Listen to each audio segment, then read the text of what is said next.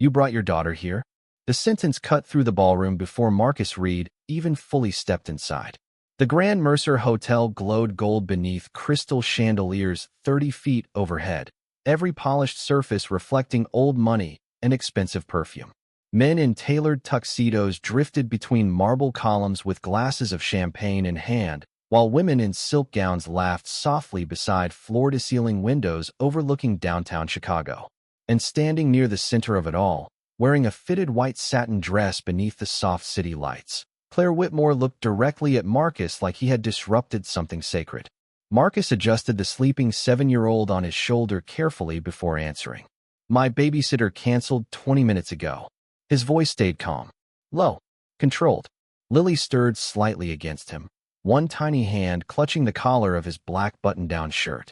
Claire's eyes moved from Marcus to the little girl, then back again. This is a $9 million charity event, she said. Not a daycare. A few nearby investors chuckled under their breath. Marcus heard it. So did Lily. He felt her small fingers tighten slightly against his shoulder. But he didn't react. Didn't defend himself. Didn't explain that he'd almost lost this contract already after missing 2 weeks of freelance sound engineering jobs while Lily recovered from pneumonia last winter. Didn't explain that saying no to tonight's event meant risking rent next month. He simply crouched carefully and set Lily down beside the backstage equipment cases. You okay, bud? Lily nodded sleepily. Her curls were slightly messy from the truck ride downtown, and one strap of her tiny silver shoe had twisted sideways. Marcus fixed it automatically without even thinking. Gentle fingers. Quick movements. The kind practiced 1,000 times before. Claire noticed. She hated that she noticed. The main donor speech starts in 12 minutes, Claire said sharply, crossing her arms. Please tell me you can at least keep this professional. Marcus stood slowly. 6'2", broad shoulders beneath rolled sleeves. Tired eyes that somehow still looked steady. I'll have the sound system ready before your guests sit down. Claire opened her mouth again, ready with another cold response, but the ballroom lights flickered once overhead. Then twice. Suddenly, the massive LED presentation screen behind the stage went black. Conversation stopped instantly. A coordinator rushed across the room pale-faced. The entire audio feed just crashed. Panic spread through the ballroom like spilled wine. Investors checked watches. Staff whispered frantically into headsets. Claire's jaw tightened hard enough to show beneath the soft glow of the chandelier light. Fix it, she snapped. Marcus moved immediately. No wasted motion. No panic. He slid beneath the stage platform, flashlight between his teeth while expensive dress shoes crowded nervously around him above. Lily sat quietly near the sound booth, hugging her small stuffed rabbit against her chest while watching her father work. Claire remained near the center of the ballroom, heels clicking softly against marble as another executive muttered something about incompetence under his breath. Then, less than 3 minutes later, the ballroom speakers crackled back to life. Music returned. The giant LED screen flashed on perfectly. Applause broke out around the room. Someone laughed in relief. Marcus climbed back out from beneath the stage with dust along one sleeve, immediately checking the monitor levels again like none of it mattered. Claire turned toward him, prepared to deliver some cool corporate acknowledgement. But then she stopped. Marcus had already crossed the room toward Lily. The little girl looked half asleep now, rubbing one eye while fighting exhaustion. Without saying a word, Marcus removed his suit jacket and draped it carefully around her shoulders before kneeling beside her to open a juice box he'd apparently carried in his pocket the entire night. Lily smiled faintly. Tiny, sleepy, safe. And for some reason Claire suddenly couldn't remember what she'd been about to say. The ballroom slowly returned to normal after the system came back online, but Claire Whitmore could still feel the strange weight of that moment sitting somewhere in the back of her mind. She stood near the donor tables with a champagne glass untouched in her hand while investors circled around her speaking about tax write-offs, expansion deals, and next quarter projections. Normally, she moved through conversations like a blade through silk. Sharp, effortless, untouchable. Tonight something kept pulling her attention sideways, toward the backstage corner where Marcus Reed sat beside his daughter near the sound equipment. Lily had fallen asleep completely now, curled beneath his jacket with her stuffed rabbit tucked under one arm. Marcus remained beside her even while monitoring the audio levels from his tablet. One eye on the ballroom, one eye on his child. controlled, constant. Claire hated how unusual it looked to her. She grew up around wealthy men who spoke proudly about family values while forgetting birthdays and missing dance recitals because another deal mattered more. Men who sent assistants to buy apology gifts instead of showing up themselves. But this man carried children's medicine in his pocket beside audio adapters and spare cables. The contrast bothered her more than it should have. Claire. She blinked slightly. David Langford stood beside her adjusting the cuff of his tuxedo. 58 years old. Venture capitalist. One of the company's biggest board members. You look distracted. I am listening. No, you are pretending to. David followed her line of sight toward Marcus. Your technician? Freelance contractor. David gave a soft, amused laugh. He should be grateful he still has a job after bringing a child into this event. Claire took a sip of champagne finally.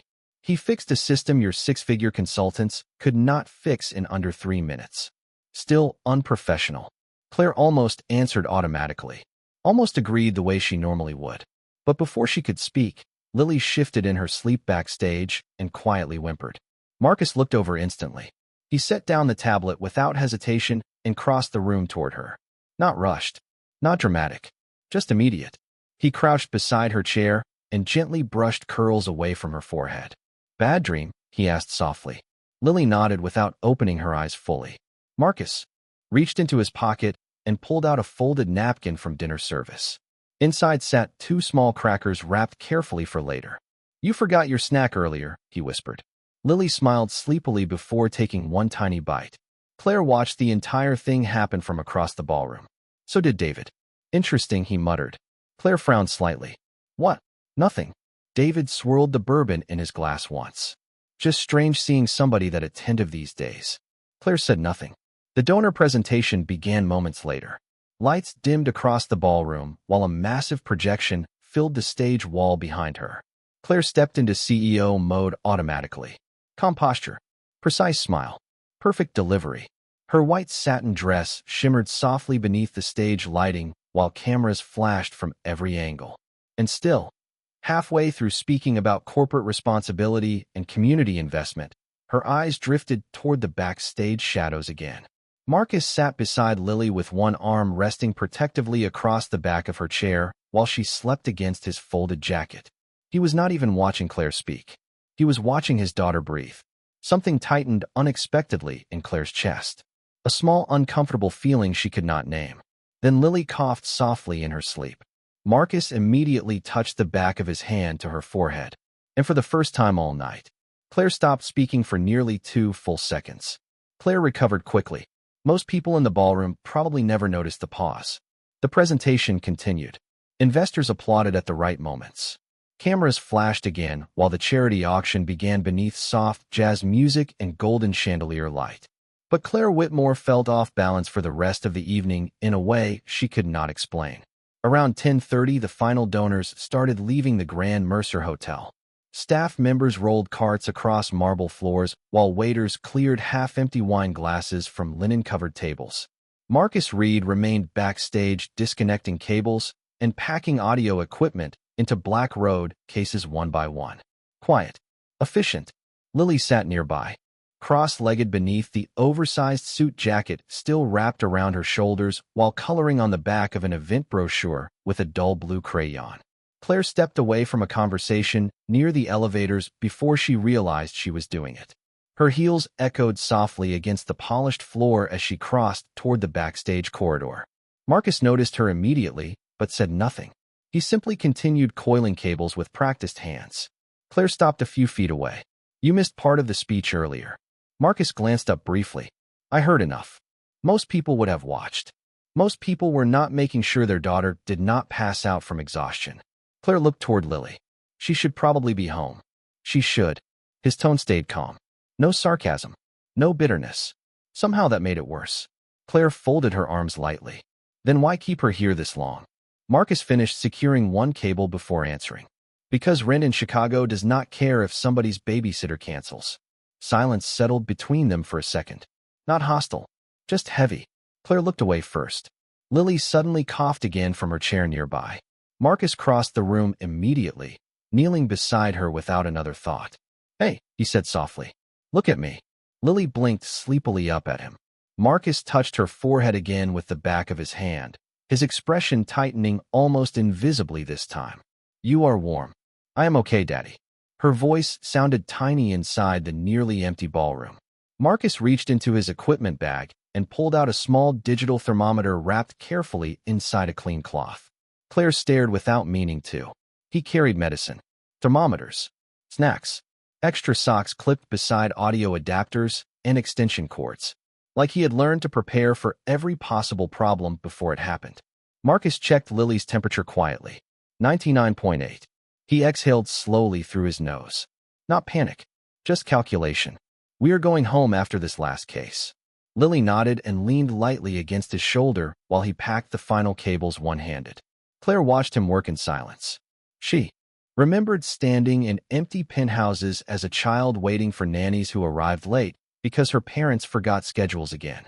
She remembered fevers handled by assistants, birthdays managed by planners. Everything expensive, nothing personal. Marcus zipped the final equipment case, closed before standing again. "You should not still be here either," he said. Claire blinked slightly. "Excuse me. It is almost 11. He nodded toward the ballroom windows overlooking the dark Chicago skyline. Everybody else already left. Claire almost answered sharply out of instinct. But before she could speak, Lily looked up from her chair. "Daddy." "Yeah, bug. Can we stop for pancakes on the way home?" Marcus smiled for the first time all night. Small, real, tired around the edges. "At 11:07 at night?" Lily nodded seriously beneath his oversized jacket. "Emergency pancakes." Marcus looked at her for a long second before sighing softly. "You know what?" "Yeah, emergency pancakes." Lily grinned sleepily. Claire stood completely still watching that tiny exchange happen in front of her. And for reasons she could not explain, something about it suddenly made the massive empty ballroom around her feel colder than before. Rain covered downtown Chicago in silver reflections by the time Claire Whitmore finally arrived home. Her penthouse sat 42 floors above the city, all glass walls and cold marble floors washed in soft white lighting. Usually she liked the silence up here. Silence meant control. Silence meant nobody needed anything from her. Tonight the quiet felt different. Too large. Too empty. Claire dropped her heels beside the kitchen island and loosened the collar of her white satin dress slightly before pouring herself a glass of wine. She never drank much. Just enough to soften the edge of long nights and endless decisions. But halfway through raising the glass, her phone buzzed with a calendar reminder for tomorrow's board meeting. She stared at the screen without reading it. Instead, her mind drifted back to a little girl asking for emergency pancakes at 11:07 at night, like it was the most serious request in the world. Claire hated that she smiled remembering it. Across the city, Marcus Reed sat inside a nearly empty diner beneath warm yellow lights, while Lily struggled to keep her eyes open across the booth from him. A tired waitress refilled his coffee while old country music played softly through overhead speakers. Lily wore Marcus's oversized jacket wrapped around her tiny shoulders like a blanket. "Chocolate chip or regular?" Marcus asked quietly. Lily rested her chin against crossed arms. "Emergency pancakes need chocolate chips." "That sounds medically inaccurate." "Daddy." "Fair point." Marcus ordered one short stack with extra strawberries, because Lily always picked the fruit off his plate anyway. While they waited, Lily watched rain slide down the diner windows beside them. "Did the fancy lady hate me?" Marcus looked up immediately. "What?" Lily shrugged slightly. "The lady in the white dress." Marcus leaned back slowly in the booth. Tired eyes. Quiet expression. He thought carefully before answering. "No. She looked mad when she saw me." Marcus stirred cream into his coffee once before setting the spoon down. Some people just forget how to slow down long enough to notice things properly. Lily considered that seriously, like children sometimes do. "Like when you forget your laundry in the dryer?" Marcus laughed softly under his breath. "Exactly like that." Lily smiled faintly before another cough interrupted her. Marcus's expression tightened again, almost invisibly. He reached across the booth and touched the side of her forehead gently. Still warm. Not dangerous yet, but close enough to worry him. "After pancakes we are going home and taking medicine." Lily sighed dramatically. That does not sound emergency fun. Good parenting rarely is. Meanwhile, 42 floors above the city, Claire sat alone at her kitchen counter, staring out across rain-covered skyscrapers while untouched wine reflected softly beneath pendant lights. She opened her laptop to review tomorrow's financial reports. Instead, she found herself replaying details she should not even remember. The way Marcus automatically adjusted Lily's shoe strap earlier. The way he noticed every cough before anyone else heard it. The way that little girl looked completely safe beside him no matter what room they stood in. Claire closed the laptop harder than necessary. Her phone buzzed again. This time her mother's name appeared across the screen. Claire let it ring twice before answering. "You left the gala early," her mother said immediately. No greeting. No warmth. "I had work." "You always have work." Claire walked toward the windows overlooking the dark city below. "Was there a reason for the call?" "Your father wants you at the Whitmore Foundation dinner Friday." Claire closed her eyes briefly. "I will check my schedule." "Claire." Her mother's voice sharpened slightly. "You are 34 years old. People are starting to talk." Claire already knew what came next. Marriage. Stability. Public image. Investors preferred CEOs who looked complete beside someone polished and successful. She had heard versions of this conversation her entire adult life. But before her mother could continue, Claire's attention shifted toward movement far below on the rain-covered street. A black pickup truck stopped at a red light beneath the building. Through sheets of rain, she somehow recognized Marcus immediately. Lily sat asleep against the passenger window while Marcus adjusted the heater vents toward her side before the light changed again. Claire watched the truck disappear into traffic, and for the first time in years, she ignored her mother completely. The next morning, Chicago looked washed clean by overnight rain. Sunlight reflected off glass towers downtown, while commuters flooded sidewalks, carrying coffee cups and briefcases through sharp October air. Claire Whitmore stepped out of the elevator on the 38th floor of Whitmore Ventures wearing a fitted red blazer dress beneath a long cream-colored coat. Every movement precise. Every detail controlled. Assistants immediately followed behind her with tablets and schedules while executives straightened the moment she entered the executive corridor. Normally, Claire moved through mornings without noticing anyone individually. Today, her eyes searched the building automatically before she could stop herself. Marcus Reed stood near the conference wing, balancing a ladder beside a ceiling speaker panel while tightening loose wiring above the hallway. Lily sat nearby at a small reception desk, drawing dinosaurs on scrap printer paper with colored markers somebody from the front office had apparently given her. Claire slowed slightly without meaning to. Lily looked up first. "Hi, fancy lady." Marcus nearly closed his eyes for a second. "Lily." "What?" she asked innocently. Claire surprised herself by answering before Marcus could. "Good morning." Lily smiled proudly like she had accomplished something important. Marcus climbed down from the ladder carefully. Her school nurse sent her home an hour after drop-off. "Fever?" Claire asked immediately. Marcus paused, just briefly, like he had not expected her to notice. "Low grade." Claire glanced toward Lily again. The little girl was coloring with complete focus now, tongue pressed slightly against the corner of her mouth while she worked. "You brought her here again." Marcus rested one hand against the ladder. "I called 3 babysitters, and 2 never answered. 1 charges more per hour than I make running sound systems." Claire looked at him for a long second. He did not sound embarrassed saying it. Just factual, like somebody too tired to pretend pride mattered more than survival. Down the hallway, a group of board members rounded the corner mid-conversation. David Langford walked at the front, adjusting the sleeve of an expensive navy suit while discussing quarterly projections with 2 investors. Then he noticed Lily sitting near the reception desk. His expression shifted immediately. "You cannot seriously still have a child up here." The hallway quieted almost instantly. Marcus remained calm. "She is not bothering anyone. That is not the point." David lowered his voice slightly, though not enough. "This is a corporate headquarters, not a family shelter." Lily stopped coloring. Marcus noticed before anyone else did. He moved toward her immediately, one steady hand resting lightly against the back of her chair. "Keep drawing, bug." Claire watched the entire exchange carefully. The way Lily's shoulders had dropped slightly. The way Marcus shielded her from embarrassment without making a scene. David gave a frustrated laugh. "I mean, honestly, Reed, there is a difference between responsibility and bad judgment." Marcus looked at him directly for the first time. Calm eyes. Steady posture. Children are not bad judgment. Silence hit the hallway hard enough that even the assistants stopped moving. David opened his mouth again, irritation flashing across his face. But before he could speak, Claire stepped forward in white heels sharp against polished marble. That is enough. Every eye turned toward her instantly. David blinked once. Claire, I am simply saying, no. Her voice stayed quiet. Controlled. Somehow colder because of it. You are insulting a man for taking care of his daughter instead of abandoning responsibility the second it becomes inconvenient. David stared at her like he had forgotten how to speak.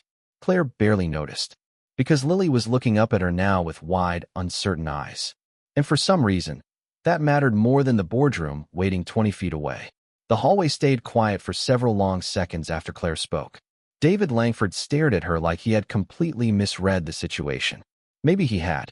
Claire Whitmore almost never defended people publicly, especially not contractors, especially not men who existed 3 levels below executive status inside her company. But something about the way Lily lowered her eyes moments earlier had landed badly inside her chest. David adjusted his suit jacket stiffly. I was trying to maintain standards. Claire held his gaze without blinking. Then perhaps start with basic decency. One of the younger executives suddenly became very interested in checking emails on his phone. Another quietly stepped backward toward the conference room doors. Nobody wanted to be standing near an argument when Claire's voice dropped that calm. David gave a short, awkward laugh. You are overreacting. Marcus finally spoke before Claire could answer again. Lily. The little girl looked up immediately from her dinosaur drawing. Can you give us 1 minute, bug? Lily nodded and gathered her markers carefully before walking toward the reception desk near the elevators. Marcus waited until she was out of hearing range before turning back toward David. You do not have to like me bringing my daughter here. His voice stayed even. But you are not going to make her feel unwanted for existing. David opened his mouth immediately. You do not get to lecture me about professionalism. Actually, Claire interrupted quietly. I think he just did. David looked genuinely stunned now. Marcus did not even react to the tension around him. He simply folded the ladder beside the wall and checked his watch once. Claire noticed how exhausted he looked up close this morning. Tiny shadows beneath his eyes. The kind that came from too little sleep over too many nights.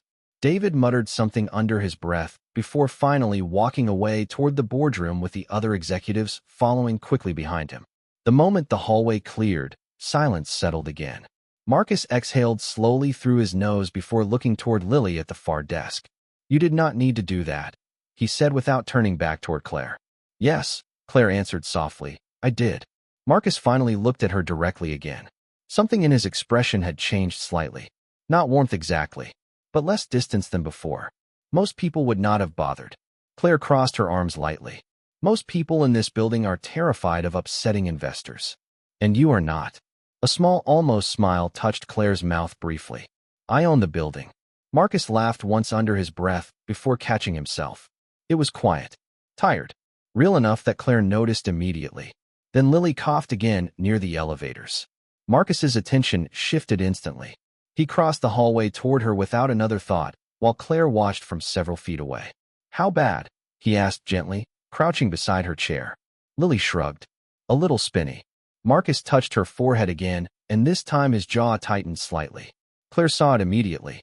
She is hotter than last night. Marcus nodded once. I know. You should probably take her home. Marcus looked down at Lily's drawing for a second before answering. If I leave before finishing the conference wing setup today, I lose the contract. Claire frowned slightly. Even with her sick? Especially with her sick.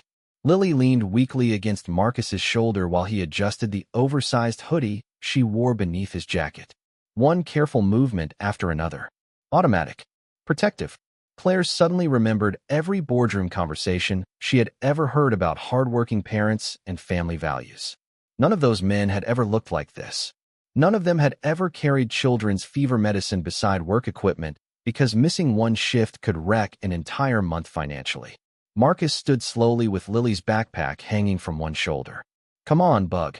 Let us get you some water. Lily nodded tiredly. Then she looked back toward Claire before they started walking. Thank you for not yelling at my dad anymore. Claire felt something catch unexpectedly beneath her ribs. Marcus stopped too. Just briefly. He glanced toward Claire over Lily's head. And for the first time since they met, his expression softened completely. By late afternoon, the executive floor had gone quiet again. Most of the board members were locked inside conference rooms, discussing numbers large enough to sound unreal to normal people. Outside the glass walls of Whitmore Ventures, downtown Chicago glowed beneath pale autumn sunlight, while traffic crawled through streets 38 floors below. Claire Whitmore stood alone near the coffee station, reviewing financial projections on her tablet, when she heard soft laughter somewhere down the hallway. Not adult laughter. Smaller, tired around the edges. She looked up automatically. Lily sat curled sideways on one of the reception couches with a fleece blanket wrapped around her shoulders now. Marcus sat beside her holding a paper cup of soup while she made a face at it. 3 bites, he said calmly. 2. 3. 2.5. Marcus pretended to think about it seriously. You negotiate like a tiny lawyer. Lily smiled weakly. That means I am winning. Claire should have returned to work.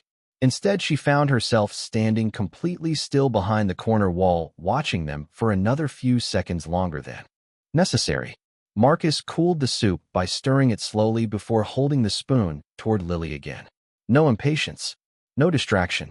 Like there was nowhere else in the world he needed to be. Claire suddenly remembered sitting alone outside ballet practice at age 9 because her driver forgot the pickup time again.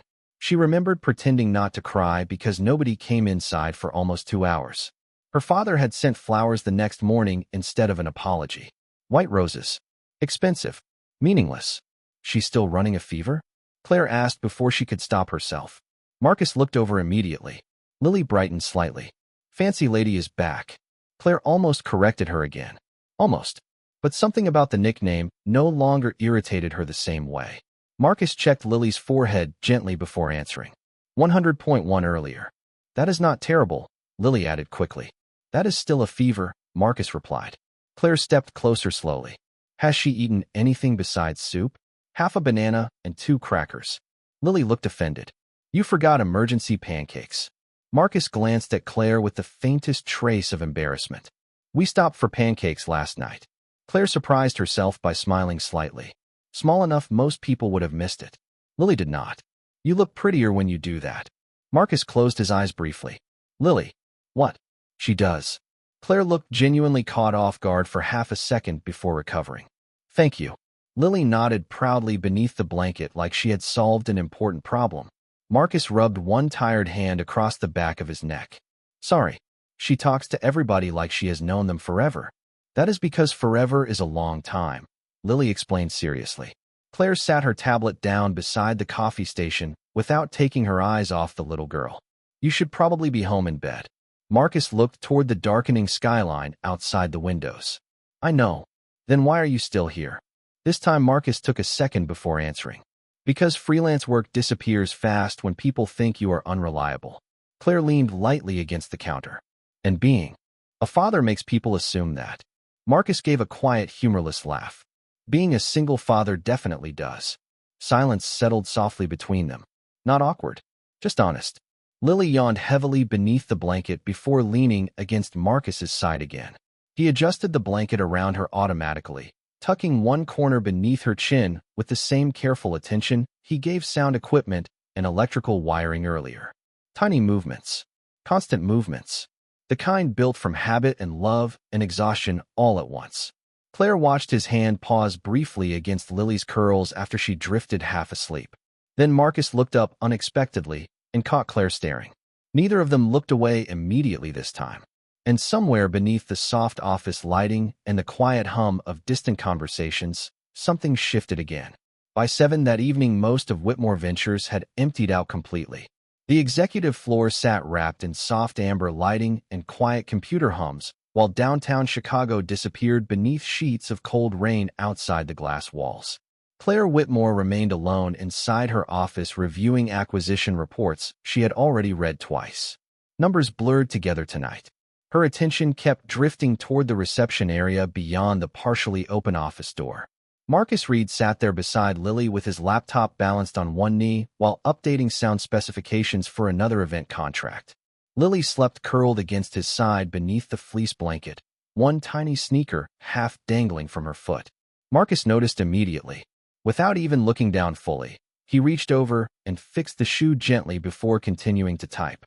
Claire stopped reading entirely. The movement had been automatic. Like breathing. Like instinct. She remembered every expensive gift her father ever bought after disappointing her. Watches, horses, cars when she got older. But she could not remember him ever noticing something as small as a crooked shoe. A soft cough suddenly broke the silence outside. Then another. Claire looked up sharply. Marcus already had one hand against Lily's forehead before the second cough ended. His expression changed immediately this time. Focused, tight around the eyes. Bug. Lily stirred weakly against him. Daddy. Her voice sounded smaller now. Marcus closed the laptop instantly. Can you look at me for a second? Lily tried opening her eyes fully, but winced slightly. Marcus reached for the thermometer clipped inside his equipment bag, while Claire stepped out of her office before thinking about it. What happened? Marcus checked the readings silently first. 102.4. He exhaled slowly through his nose once. Her fever jumped. Claire moved closer automatically. Lily's cheeks looked flushed now beneath the soft reception lighting. Has she been drinking water? Not enough. Marcus brushed curls carefully away from Lily's forehead again. Calm movements. Controlled voice. But Claire noticed the exhaustion underneath now. The worry. The constant calculation of a parent trying not to panic because panic helped nobody. We are going to urgent care, Marcus said quietly. Lily nodded weakly against his shoulder. Then she coughed harder suddenly, small body trembling slightly beneath the blanket. Marcus stood immediately with Lily in his arms and the backpack hanging from one shoulder. Claire grabbed her coat from the office chair without even deciding to. The roads are flooded downtown right now, she said. Traffic will be terrible. Marcus adjusted Lily higher against his chest carefully. I do not really have another option. Claire looked toward the rain hammering against the windows outside. Then back at the little girl shivering softly against her father. I will drive. Marcus blinked once. You do not have to do that. I know. Silence. Rain streaked silver down the glass walls behind them, while the nearly empty executive floor glowed warm and quiet around the three of them. Marcus studied Claire carefully for a second like he was trying to understand something that did not fit the version of her he built in his head. Lily looked up weakly from Marcus's shoulder. Fancy lady has a nicer car. Claire almost laughed despite the tension. Almost. Marcus shook his head softly under his breath before finally nodding once. Okay. 10 minutes later. Claire drove through rain-covered Chicago streets in complete silence except for windshield wipers and the quiet sound of Lily sleeping in the back seat beneath Marcus's jacket. Marcus sat turned halfway around the entire drive, watching his daughter carefully, counting breaths, checking fever, adjusting the heater vents toward her side every few minutes. Claire watched him once at a red light through reflections of rain and city lights across the windshield. And for the first time in years, she realized she could not remember the last time somebody made another human being feel this safe. The urgent care waiting room smelled faintly like disinfectant and burnt coffee. Rain tapped steadily against the windows while exhausted parents sat beneath muted television screens, holding sleeping children wrapped in oversized jackets and blankets. Claire Whitmore had never been inside a place like this at nearly midnight before. Her world usually solved problems privately. Concierge doctors, penthouse visits, quiet arrangements behind expensive doors. But Marcus Reed sat beside Lily beneath harsh fluorescent lights like this was simply another part of life he already knew how to survive. Lily rested against his chest half asleep, while Marcus rubbed slow circles across her back every few seconds without even realizing he was doing it. Claire sat across from them holding 2 paper cups of vending machine hot chocolate she had bought after noticing Lily staring weakly at the machine earlier. Marcus looked up when she handed one over. You really did not have to stay. Claire sat down quietly beside him instead of answering immediately. I know. Marcus studied her for a second before accepting the cup carefully so he would not wake Lily. Thank you. The words landed strangely coming from him. Honest. Uncomplicated. Claire realized most people thanked her because they wanted something afterward. Investors. Politicians. Even charity organizations. Marcus sounded like a man who simply meant it. Lily stirred slightly against his chest. Daddy. Yeah, bug. My head feels weird. Marcus immediately touched her forehead again. Claire watched the tiny shift in his expression. Concern carefully hidden beneath calm. Medicine should kick in soon. Lily nodded weakly before looking toward Claire through sleepy eyes. Fancy lady? Claire leaned slightly closer. Yeah. Lily held up the hot chocolate cup with both tiny hands. This is the good kind. Claire smiled softly before she could stop herself. I had a feeling. Marcus looked between them quietly. Something thoughtful moved behind his eyes now. Something less guarded than before. The nurse finally called Lily's name 20 minutes later. Marcus stood immediately with Lily in his arms, while Claire rose automatically beside him. Family can come back together, the nurse said casually while opening the hallway door. Marcus glanced toward Claire first. Claire froze slightly. Family. The word hung strangely in the air for half a second too long. Then Lily reached one sleepy arm toward Claire without fully opening her eyes. Come to. Marcus looked at Claire again. Neither of them spoke, but he stepped aside slightly to let her walk with them down the hallway anyway. 40 minutes later, the fever had lowered enough for the doctor to send Lily home with antibiotics and strict instructions for rest. By the time they stepped back outside, the rain had slowed into soft mist drifting beneath streetlights. Marcus carefully buckled Lily into the back seat of Claire's car while she slept against his shoulder, completely exhausted now. Claire stood beside the open passenger door, watching him pull the blanket higher around Lily before adjusting the heater vents toward her again. Tiny details. Constant details.